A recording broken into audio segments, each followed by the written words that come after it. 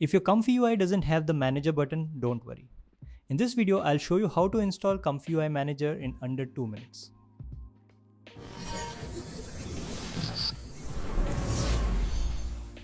First, open the ComfyUI Manager GitHub page. I will include the link in the description. Scroll down until you find the installation instructions. We only need the GitHub repository link, copy it. Now open your ComfyUI installation folder. Go inside the custom nodes folder. Click on the address bar, type cmd and press enter. This opens command prompt directly in this folder. Now paste the GitHub repository link you copied earlier and press enter. Wait a few seconds until the download finishes. Once the installation is complete, simply restart ComfyUI. After ComfyUI opens again, you'll see the Manager button at the top. Click it and that's it. ComfyUI Manager is successfully installed.